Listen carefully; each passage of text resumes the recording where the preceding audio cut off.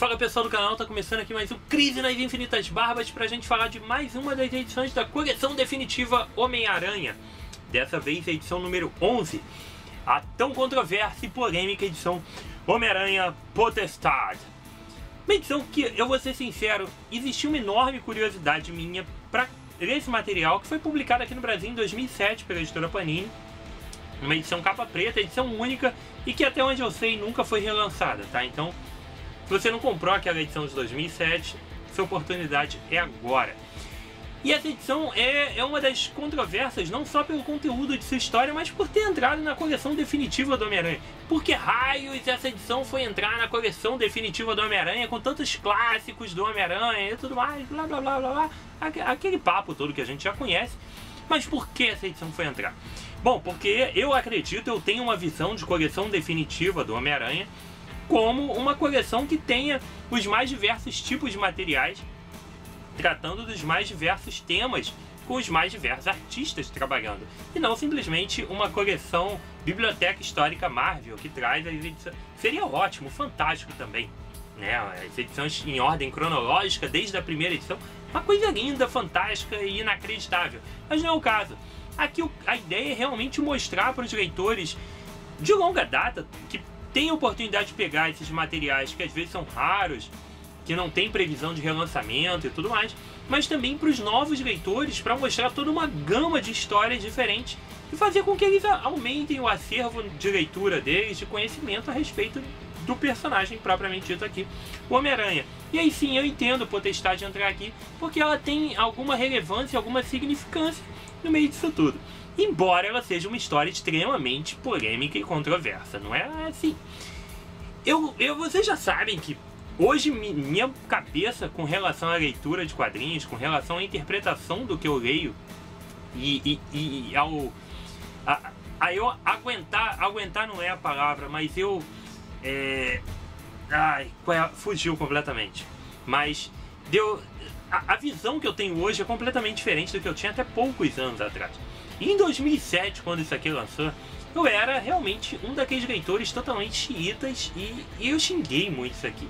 E xinguei sem fazer ideia do que estava xingando, que muitas vezes eu vejo, ou eu acredito que esteja sendo feito não só com essa revista, mas com muitos materiais que saem por aí.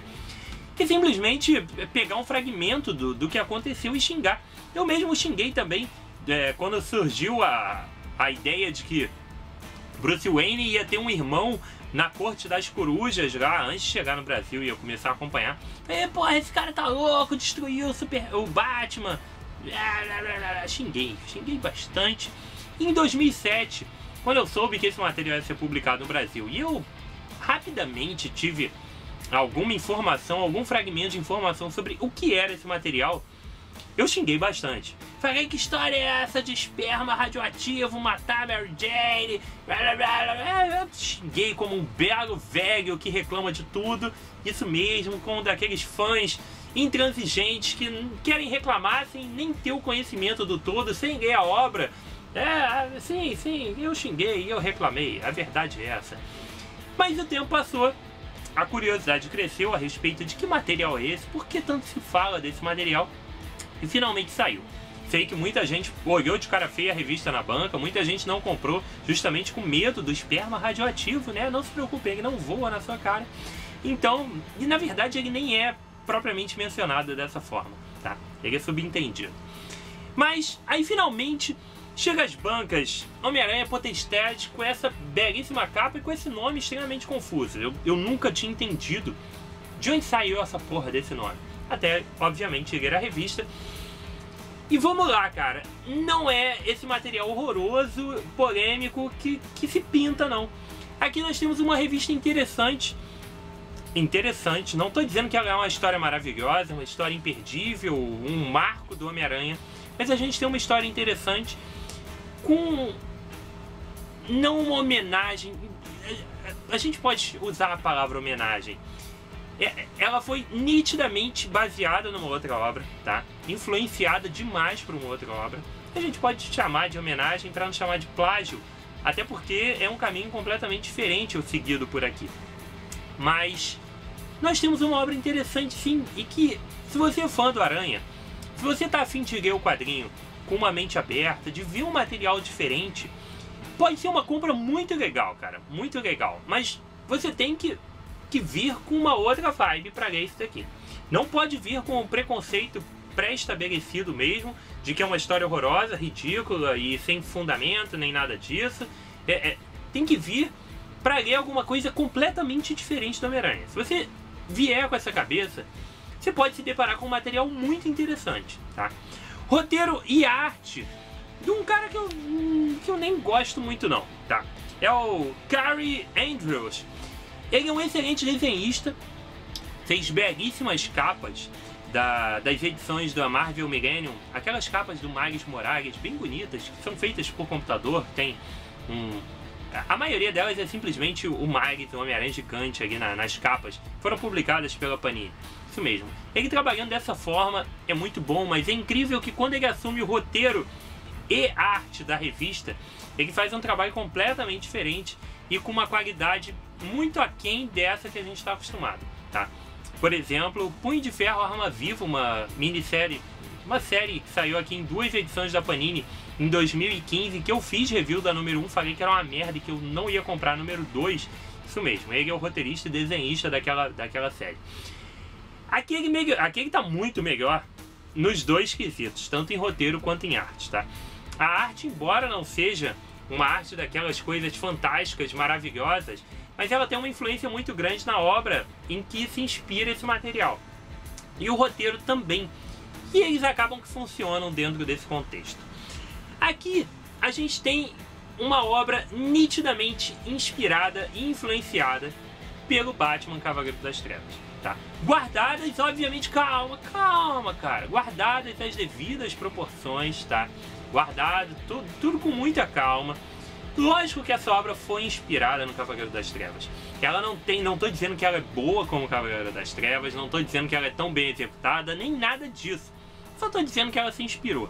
A palavra plágio, cópia, que muita gente vai gritar aos 7 ventos, não é o caminho adequado, tá? Porque as histórias se inspiram umas nas outras, os personagens se inspiram, os filmes que a gente assiste, tá? Então, é óbvio que esse autor, que não é um autor da velha guarda, é um autor mais jovem, ficou impressionado com o material Cavaleiro das Trevas, como todos nós ficamos, todos nós leitores de quadrinho, e pode crer que todo mundo dos artistas de quadrinho tem um carinho por essa obra fantástica, e ele resolveu fazer a versão dele do Cavaleiro das Trevas, só que com Homem-Aranha.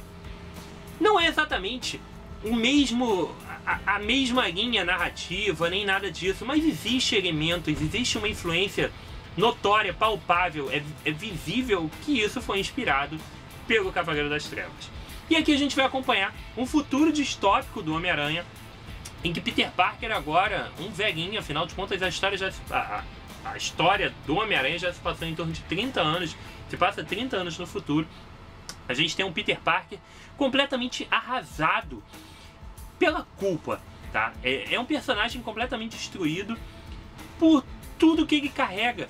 Uma hora ele ia entrar em colapso, uma hora o Peter Parker, seguindo tudo que a gente acompanha nas histórias, toda a carga emocional, ele é o personagem que mais carrega uma carga emocional braba nas costas, e parece que ele tá bem. Parece que ele tá bem porque ele sempre tem algum ponto de ancoragem, ele sempre tem alguma muleta, alguém que segure ele. E por muito tempo foi a Mary Jane.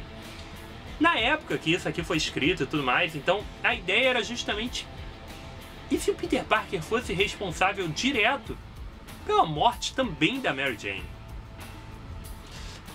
Como ele ia estar depois? Como ia estar a cabeça desse personagem depois disso? Então, num determinado momento da história, que não é apresentado aqui, todos os super-heróis são extintos de Nova York. Nova York passa a ser comandada de uma maneira completamente diferente. Peter Parker, obviamente, abandona o uniforme de Homem-Aranha e vai viver uma vida medíocre de professor dele. E com o enorme peso da culpa de ter envenenado a Mary Jane, tá? Ele realmente acredita nisso. Realmente, ele carrega a culpa de que a Mary Jane desenvolveu um câncer por trocar fluidos com um homem que, afinal de contas, tem uma carga radioativa circulando nas veias dele. E a proposta é essa. Então, esse básico aí do esperma radioativo e tudo mais, que era tão polêmico, cara, isso já cai por terra, porque pode ter algum sentido, tá? Não é nenhuma forçação de barra pensar na história dessa forma, tá? Então, ele envenenou ela, ele tem a saúde dele diferenciada, ele teve uma mudança genética nele que tornou ele uma outra pessoa. Mas ele pode, através disso, sim, de troca de fluidos, por que não envenenar alguém? Com o passar do tempo, não é um envenenamento daquele lento, entendeu? Então, isso é plausível, não é feito de maneira inadequada. Cara, tu não vai ver um espermazinho com uma máscara de Homem-Aranha ali, brigando no escuro, entrando na Mary Jane, não, cara. Então isso é feito de uma maneira muito sutil e muito diferenciada, tá? Então a gente pega nesse futuro Peter Parker realmente com o peso da consciência enorme, vivendo uma vida complicada numa cidade totalmente diferente, distópica mesmo, onde o governo tá agindo de uma maneira diferenciada para combater os terroristas e os vilões e todo o perigo de Nova York. Nova York é uma cidade sitiada e diferente do que a gente está acostumado. E para culminar com tudo isso, vai ser instalada uma enorme redoma em volta da cidade para proteger de vez a cidade de qualquer perigo que venha entrar ou sair da cidade, tá? E obviamente existe todo um contexto de um vilão aí por trás e tudo mais. No meio desse caos todo, dessa perda de identidade de Nova York, dessa cidade que agora se encontra ali refém dessa situação, mas sem forças exatamente para lutar, a gente tem uma pequena resistência surgindo através de umas crianças na tentativa de lutar contra o sistema, tá? No meio disso, obviamente, Peter Parker, por um determinado motivo, vai acabar tendo que voltar a ser o Homem-Aranha, vai ter que voltar a agir, mesmo sem nenhuma condição física e psicológica. Ele vai ter que combater isso na sua última e derradeira aventura, que vai se desenrolar com alguns moldes, obviamente, dentro de todo esse contexto. Futuro distópico, o cara já lá meio velho, aposentado, tudo mais, teve perda enorme, vai para sua super última grande aventura. Então não tem como não fazer um paralelo com o Cavaleiro das Trevas. Além disso, a forma da narrativa da história, a forma como os balões são os balões de pensamento, a história é muito narrada. Não narrada propriamente como uma história que tem alguém contando, mas tem muitos pensamentos do Peter em cima do que está acontecendo e de mais alguns personagens. Existem muitas sequências de repórteres comentando o que está acontecendo, como é um recurso notório de Batman Cavaleiro das Trevas. Então, aqueles repórteres comentando o que está acontecendo estão ali presentes também. Então, essas coisas todas se fazem realmente uma enorme semelhança. Mas é uma história que flui, é uma história bem interessante, é uma história que mostra pra gente um Homem-Aranha completamente diferente, porque ele tá num nível de fragilidade física e emocional que a gente nunca viu, tá? A gente realmente vê, finalmente, as coisas abalando de vez. O Peter foi talvez o personagem que mais perdeu de todos os super-heróis, se a gente for analisar. Ele é o que mais sofreu até hoje. Ele é um dos personagens que mais tem envolvimento, mais tem pilares na vida real, tá? Ele, tirando o Homem-Aranha, eu não lembro de outro personagem, eu até comentei em outro programa, que tenha tantos parentes, tantos relacionamentos, tantos problemas na vida pessoal, tantas coisas para carregar como o Homem-Aranha. O Homem-Aranha tem muita coisa por trás de ser simplesmente um super-herói. E ele sempre tem perdas enormes, ele sempre tem muitos problemas por trás disso. E finalmente o cara entra em colapso, cara. Ele tá realmente com problemas sérios, ele tá um velhinho realmente que tá sofrendo a amargura de todos esses anos. E a culpa, cara, ele já perdeu a Gwen, ele já perdeu a Capitã Stacy, ele perdeu o Capitão... a Capitã The Wolf, ele perdeu o Capitão Stacy, ele perdeu trocentos amigos, a essa altura ele já perdeu a Tia May, o Tio Ben, perdeu a Mary Jane, mais uma vez por culpa dele. Tem muita coisa envolvida, muita coisa. Ele tá realmente ali num nível de depressão e toda essa carga tá exposta na revista. Então é uma revista diferente, é uma revista pra gente ver esse futuro distópico do Homem-Aranha, que é uma coisa que a gente não vê. Quantas vezes a gente já viu isso sendo trabalhado? Não foram tantas, A gente pode ter visto o que aconteceria se alguma vez, mas não da forma que está aqui. Não da forma de uma graphic novel quase. É uma minissérie totalmente à parte. É uma visão à parte. E a gente vê como ele trabalha isso. É interessante. Não é brilhante. Não é um roteiro genial que vai mudar a sua vida. Mas é uma revista que merece ser lida. Se você curte mesmo o personagem, tá a fim de ter uma leitura de algo mais, eu acho que sim, essa revista deve ser lida. A gente vai ter a participação de alguns vilões do Homem-Aranha. A gente tem um desenvolvimento bem interessante e bem pesado da história. Tem alguns momentos realmente bem sentimentais, assim, com uma carga dramática, além até do que a gente está acostumado com o Homem-Aranha. Pelo menos eu me senti realmente ali emocionado, não é a palavra, mas eu senti essa carga emocional da revista. Acho que ela tem isso ali de forma bem pesada e bem legal, cara. A gente tem alguns pontos muito bons. A participação de personagens clássicos aqui na história são fundamentais para o desenvolvimento da revista e acho que são bem feitos e bem colocados ao longo dela. A arte, como eu disse, a arte desse cara ela tem alguns exemplos maravilhosos e outros horrorosos, como uma arma viva, mas acho que nessa daqui ela tá num meio termo bem legal. Eu acho que existe alguma semelhança visual, principalmente com o Cavaleiro das Trevas 2, pelo uso de cores digitais e tudo mais. Mas acho que é uma revista competente nesse quesito também. Ela não me deixou a desejar, não me incomodou visualmente. Achei que a linha narrativa estava boa e que a arte também. O uso de quadros, ele usa muitos quadros retangulares, horizontais mesmo, como se fosse um cinema mesmo, aquele super widescreen. Então ele tenta contar a história de uma maneira bem visual, bem cinematográfica. Eu gostei, cara. Achei uma história bem legal e hoje eu vejo que existe sim uma relevância para esse material. Não que ele mudou nada, ele não mudou porra nenhuma no universo dos quadrinhos, nem na vida do Homem-Aranha, nem nada disso. Mas é uma história diferente. É realmente uma história que a gente não vê todo dia dentro do contexto do Homem-Aranha. A gente já viu outros futuros distópicos. A gente tem um sensacional do Hulk, chamado Futuro Imperfeito. A gente tem realidade distópica fantástica do Super-Homem, com Entre a Foice e o Martelo, embora eu prefira o nome Red Sun. A gente tem outros personagens, Cavaleiro das Trevas, obviamente. A gente tem outros personagens trabalhados dessa forma, mas faltava pro Homem-Aranha, e essa daqui realmente me agradou, cara. Uma revista muito interessante, muito diferente, que realmente eu curti. Custa R$40, ela tem em torno de 150 páginas. Aqui as revistas não eram revistas de 20 páginas normais mensais, realmente era uma minissérie especial, então ele teve uma liberdade maior de páginas. Então cada edição tem em torno de 35 a 40 páginas. A gente tem mais ou menos aqui umas 150 páginas nessa edição. Não é uma das edições mais grossas, mas é um material que você... não sei se a Panini vai ter algum interesse de relançar. Se você gosta ou tem curiosidade, pode ser sua oportunidade de ler. E aí você de cara já vai comprar com uma edição capa dura, com uma capa belíssima e com material couché bonitinho para complementar aqui sua coleção. Acho que vale, cara. Acho que vale, mas restringindo, obviamente, esses pontos. Você tem esse apreço pelo personagem, que você vai ler com outro tipo de pensamento. Se você já vier com aquela ideia de que isso aí vai ser uma merda, porra, esperma radioativo, aí você provavelmente vai encontrar o que você quer, que é uma revista horrível. Se você vier para ler livre de preconceitos, para ler na boa, provavelmente você tem uma grande chance de encontrar uma história muito interessante e muito legal.